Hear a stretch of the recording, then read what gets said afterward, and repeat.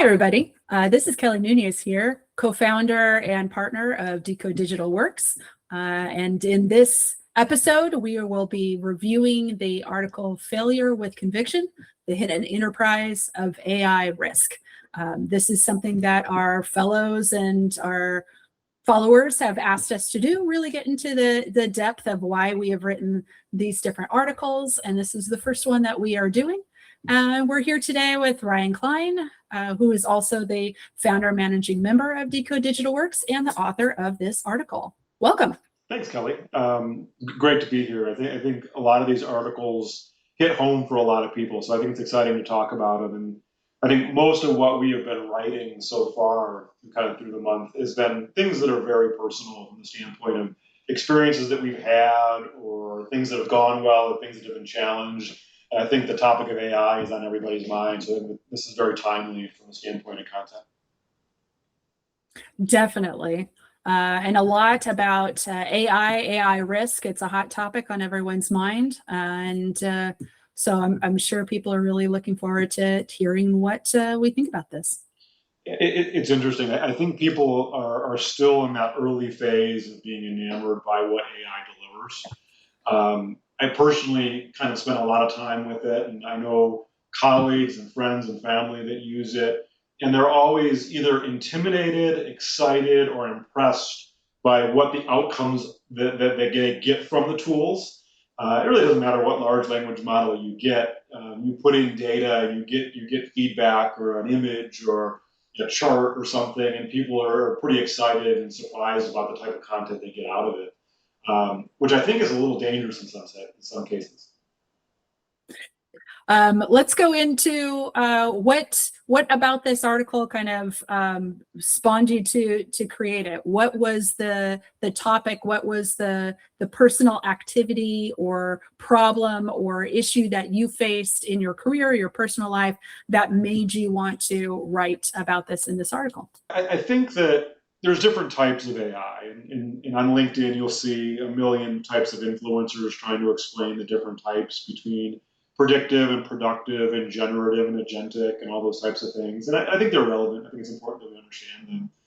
But I think if you look at the way you use AI in your personal life versus how you look at it from a corporate enterprise technology standpoint, it's different.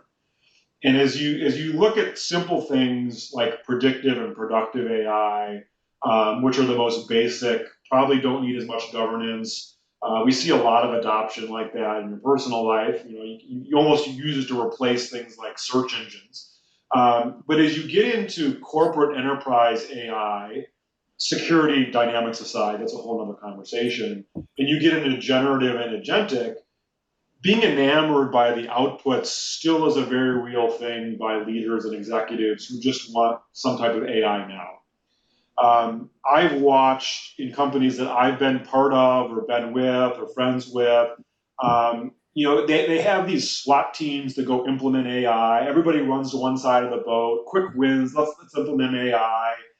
And the lack of understanding of the foundational work needed to make AI deliver good results ends up being in question because you can deliver a pilot that produces something that's really clean and shiny and it looks really, really good.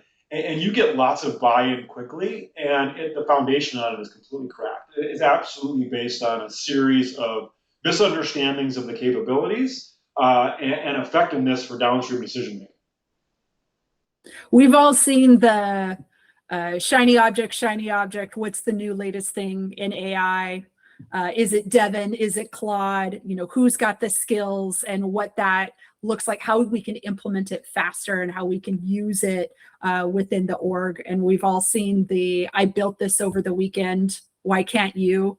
Yeah. type of mentality. But it all comes down to what that data looks like and the quality of that data that's feeding it. And if we don't have the documentation correct or the requirements correct, the output might look really good, but it's not what it should be. It's not the same.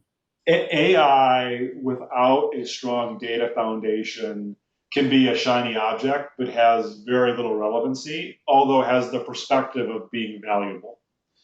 And I think you fall into the trap where you have technology leaders and executives that are one step removed from the technology, yet know what it should feel like, don't understand the core principles of the AI. And independent of on-prem or cloud or what large language model it is, all those types of things matter, but they're not as relevant as the data foundations. And I think what I've seen over and over again, both in personal use of AI as well as corporate use of AI, the data that you give it is what it uses to do whatever we ask it to go do.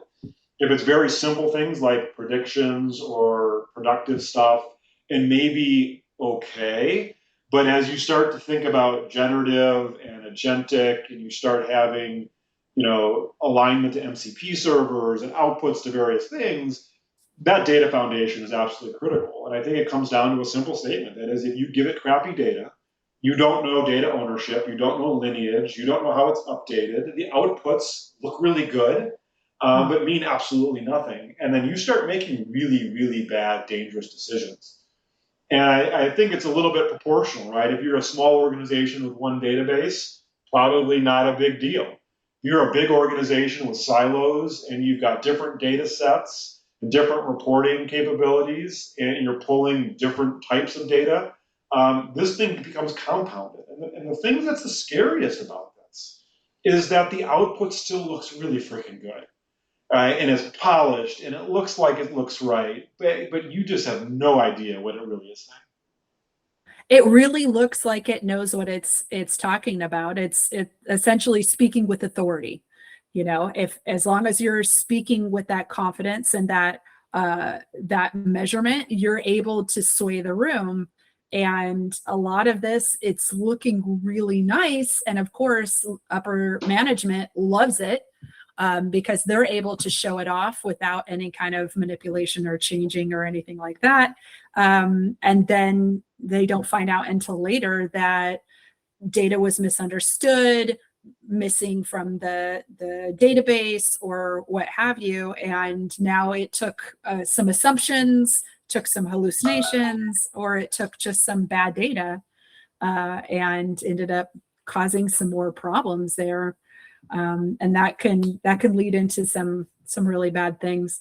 What do you think that leaders can do to make sure that they don't end up in the, ooh, look at this shiny object, I'm just going to use it off the bat, and end up screwing things up down the line? Yeah, I think that, first of all, understanding data as a product probably is foundational. And I think different industries and verticals have adopted productization differently at different times. I think their maturity curves are very different.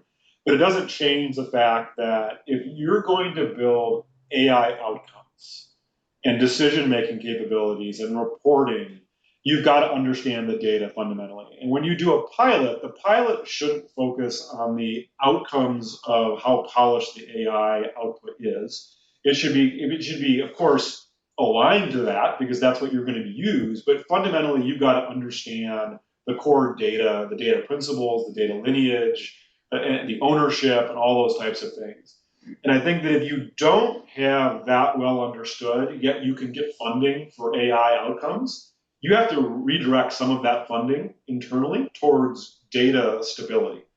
And I think data stability delivers usable outcomes. We all talk about AI ROI, and there's all kinds of metrics out there, depending on if you're looking at the stock market or if you're looking at capital spend or if you're looking at operational delivery.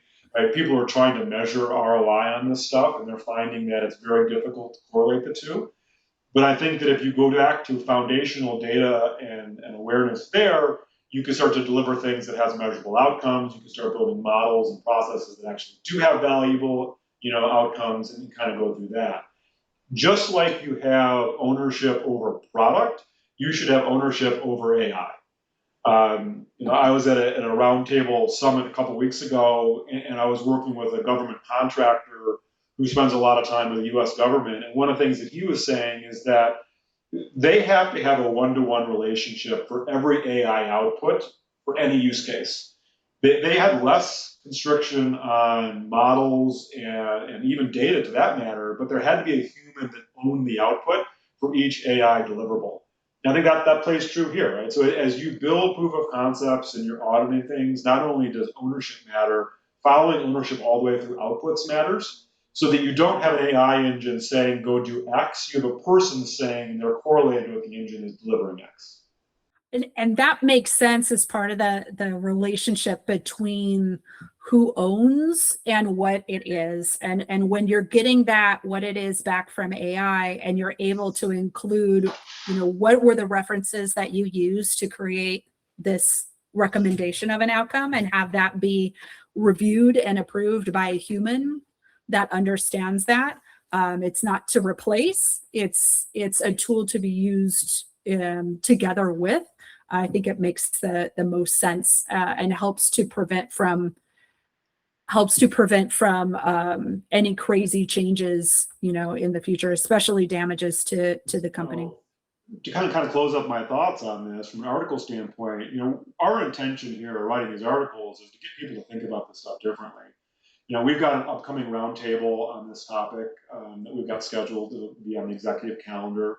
But I think, the things that we're going to want to talk about are, lineage and life cycle. We're going to want to talk about ownership and access, the quality of the data, the consumption of the data, really looking at AI as a life cycle development activity from a technology perspective, a quality perspective, a ownership and governance perspective, so that the outputs of this can be valuable.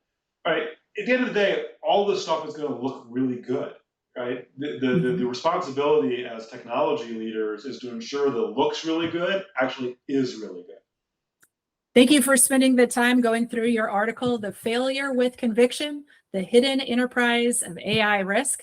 Appreciate your candid thoughts and what went into writing this article, and hope everybody enjoys it.